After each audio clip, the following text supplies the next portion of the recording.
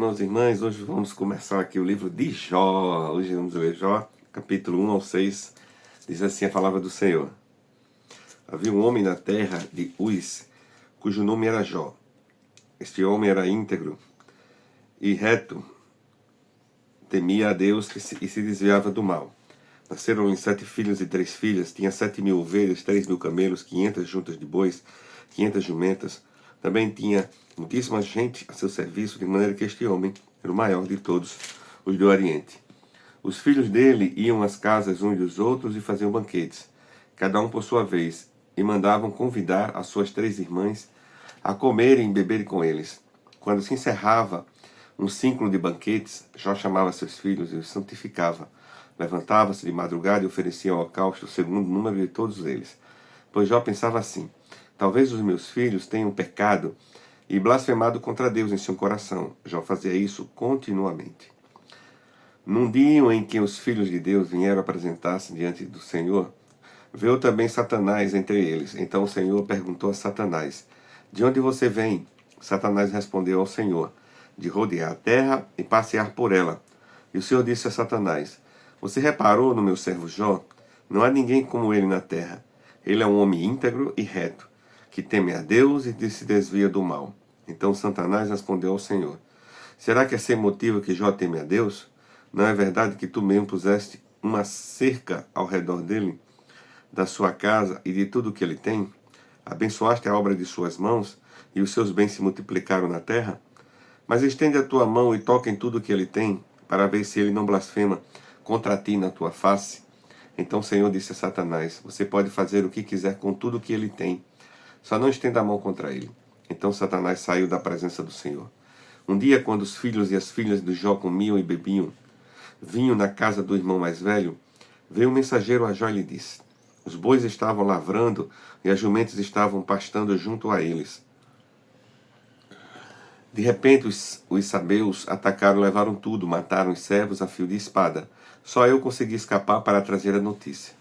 Enquanto este ainda falava, veio outro mensageiro e disse: fogo de Deus caiu do céu e queimou as ovelhas e os servos, destruindo todos eles. Só eu consegui escapar para trazer a notícia. Enquanto este ainda falava, veio outro mensageiro e disse: os caldeus se dividiram em 3 bandos, atacaram os camelos e os levaram embora. Mataram os servos a fio de espada. Só eu consegui escapar para trazer a notícia. Também este ainda falava, quando veio outro e disse: os seus filhos e as suas filhas estavam comendo e bebendo vinho na casa do irmão mais velho.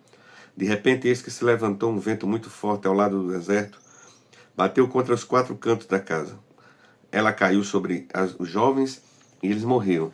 Só eu consegui escapar para trazer a notícia. Então Jó se levantou, rasgou o seu manto, rapou a cabeça, prostrou-se em terra e adorou e disse: no saí do ventre da minha mãe, e no voltarei. O Senhor deu, o Senhor tomou. Bendito seja o nome do Senhor. Em tudo isto, Jó não pecou, nem atribuiu a Deus falta alguma. Capítulo 2.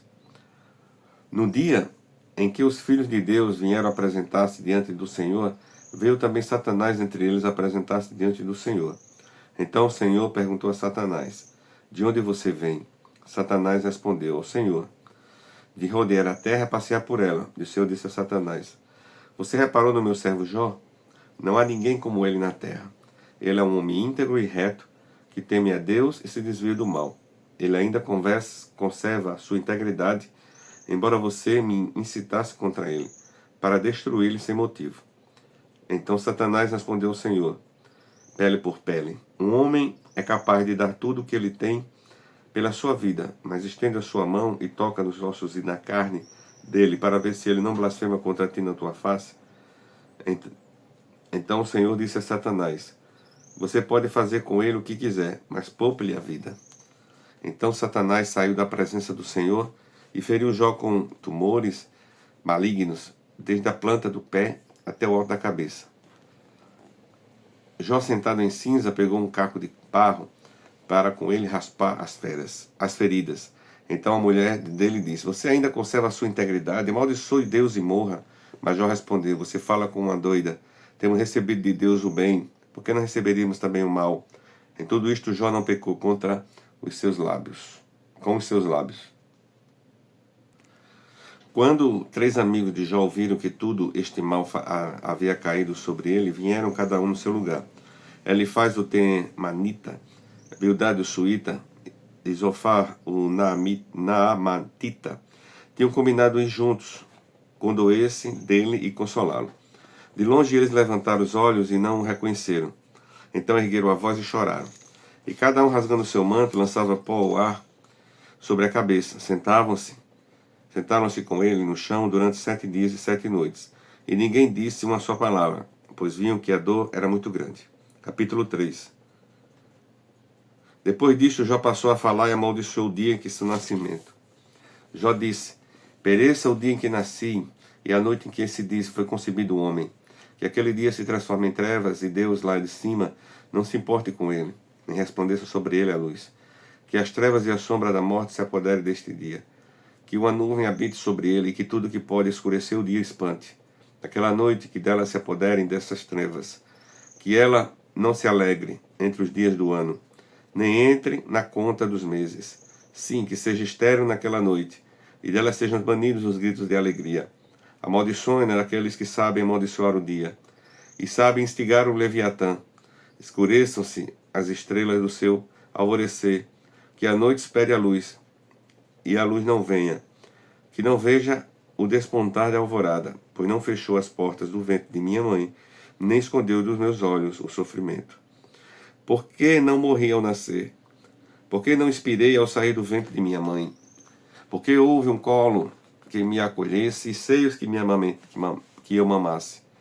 Porque agora eu repousaria tranquilo, dormiria, então haveria para mim descanso com os reis conselheiros da terra que construíram para si mausoléus, ou com os príncipes que tinham ouro e encheram as suas casas de pratas. Ou, como aborto oculto, eu não existiria, como crianças que nunca viram a luz. Ali os maus cessam de perturbar e ali repousam os cansados. Ali os presos juntamente repousam e não ouvem a voz dos capatazes. Ali está tanto o pequeno como o grande, e o servo fica livre de seu senhor. Porque se concede luz ao miserável, e vida aos de coração amargurado, que esperam a morte e ela não vem, que cavam em procura dela mais do que tesouros ocultos, que se alegrariam por um túmulo, e exultariam se achasse a sepultura. Porque se concede luz ao homem cujo caminho é oculto, e a quem Deus cercou de todos os lados. Porque em vez do meu pão me vêm gemidos, e os meus lamentos se derramam como água. Aquilo que temo que me sobrevém, e o que receio me acontece. Não tenho descanso, não tenho sossego, não tenho repouso, só tenho inquietação. Capítulo 4. Então Elifaz, o Temanita, tomou a palavra e disse: se alguém tentar falar, você terá paciência para ouvir? Mas quem poderá conter as palavras? Veja bem, você ensinou a muitos e fortaleceu mãos cansadas. As suas palavras sustentaram os que tropeçavam. E você fortaleceu os joelhos vacilantes. Mas agora, quando chega a sua vez, você perde a paciência ao ser atingido. Você fica apavorado. Você não tem confiança no seu temor a Deus? Nem tem esperança na integridade dos seus caminhos? Pense bem. Será que algum inocente já chegou a perecer? E onde os retos foram destruídos?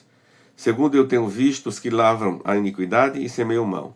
Isso mesmo ele colhe. Com o hálito de Deus perecem, e com o sopro da sua ira são consumidos. Cessa o bramido do leão e a voz do leão feroz. E os dentes do leãozinho são quebrados. O leão morre porque não há presa, e os filhos da leoa andam dispersos. Uma palavra me foi trazida em segredo, e os meus ouvidos pereceram o sussurro dela. Entre pensamentos de visões noturnas, quando o sono profundo cai sobre as pessoas, sobrevieram-me o espanto e o tremor, e todos os meus ossos estremeceram. Então o Espírito passou por diante de mim, e se arrepiaram os cabelos do meu corpo. Ele parou, mas não reconhecia sua aparência. Um vulto estava diante dos meus olhos. Houve silêncio e ouvi uma voz. Pode um mortal ser justo diante de Deus? Pode alguém ser puro diante do seu Criador? Eis que Deus não confia nos seus servos, e os seus anjos atribuem perfeições. Quanto mais aqueles que habitam em casas de barro, cujo fundamento está no pó, e que são esmagados como a traça. Nascem de manhã e à tarde são destruídos. Perecem para sempre, sem que ninguém se importe com isso. Se o fio da vida lhe é cortado, morre e não alcança a sabedoria. Capítulo 5. Grite agora para ver se há quem responda. E para qual dos santos anjos você se voltará? Porque a ira mata o insensato e a inveja destrói o tolo. Eu mesmo vi o insensato lançar raízes, mas logo declarei maldita a sua habitação. Os filhos deles estão longe do socorro. São espezinhados nos tribunais, e não há quem os livre. A sua colheita, o faminto a devora, arrebatando até o que encontra no meio dos espinhos. E o sedento suga os seus bens. Porque a aflição não vem do pó, e o sofrimento não brota do chão. Mas o ser humano nasce para o sofrimento, como as faíscas das brasas voam para cima. Quanto a mim, eu buscaria a Deus, e Ele entregaria a minha causa. Deus faz coisas grandes e insondáveis, maravilhas que não se podem numerar. Faz chover sobre a terra e envia as águas sobre os campos. Põe os abatidos no lugar alto e conduz os enlutados a um lugar seguro. Deus frustra os planos dos astutos, para que não possa realizar seus projetos. Ele apanha os sábios na própria astúcia deles, e o conselho dos que tramam não chega a vingar. De dia eles encontram as trevas, e ao meio-dia andam batendo, tateando, como se fosse noite. Porém Deus salva da espada quem lhes sai da boca.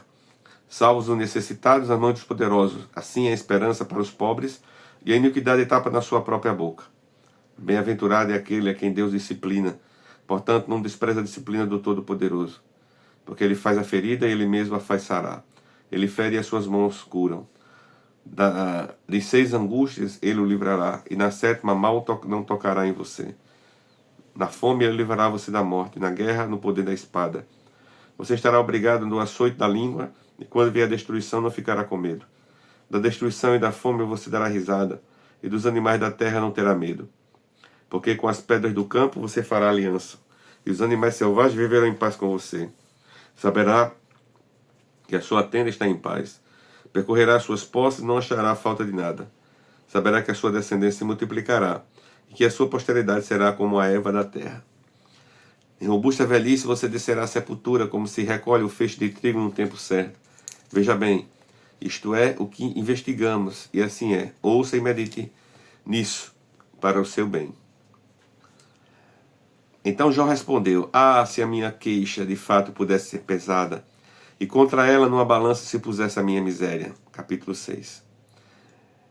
Então, na verdade, pesaria mais que a areia dos mares, por isso é que as minhas palavras foram precipitadas. Porque as flechas do Todo-Poderoso estão cravadas em mim, e o meu espírito sobe o veneno delas. Os terrores de Deus se armam contra mim. Será que o jumento selvagem zurra quando está junto à relva? Ou será que o boi berra junto ao seu pasto? Pode-se comer sem sal o que é insípido? Ou haverá sabor na clara do ovo? Aquele que a minha alma recusará tocar, isso é agora na minha comida repugnante. Quem dera que se cumprisse o meu pedido e que Deus me concedesse o que desejo. Que fosse do agrado de Deus embargar-me, que soltasse a sua mão e acabasse comigo. Isto ainda seria a minha consolação. E eu saltaria de corrente na minha dor que é implacável. Porque eu não tenho negado as palavras do santo. Por que esperar se já não tenho forças? Por que prolongar a vida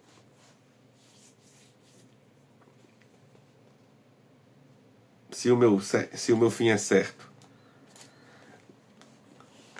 Por acaso a minha força é a força da pedra? Ou é de bronze a minha carne? Não encontro socorro em mim mesmo?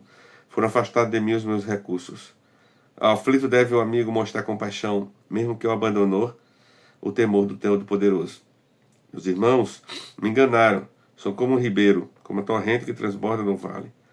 Turvada com o gelo e com a neve, que nela se esconde. Torrente que seca quando o tempo aquece, e que no calor desaparece do seu lugar. As caravanas se desviam dos seus caminhos, sobem para lugares desolados e perecem. As caravanas de Temar procuram essa torrente. Os viajantes de Sabá por ela suspiram. Ficam envergonhados por terem confiado. E quando chegam ali, ficam decepcionados. Assim também vocês não me ajudaram em nada. Veem os meus males e ficam com medo. Por acaso pedi que me dessem recompensa? Ou que da riqueza de vocês me trouxesse algum presente? Será que pedi que me livrasse do poder do opressor? Ou que se resgatasse das mãos dos tiranos? Ensina-me, e eu me calarei. Mostrem-me em que tenho errado. Como são persuasivas as palavras retas. Mas o que é repreensão de vocês repreende. Por acaso vocês pensam em reprovar as minhas palavras ditas por um desesperado ao vento? Até sobre um órfão vocês lançariam sortes, e seriam capazes de vender um amigo. Agora, pois, tenham a bondade de olhar para mim e vejam que não estou mentindo na cara de vocês. Por favor, mudem de parecer e que não haja injustiça. Mudem de parecer e a justiça da minha causa triunfará. Há iniquidade em meus lábios? Será que a minha boca não consegue discernir coisas perniciosas? Palavra de hoje, pastor Adair Neto.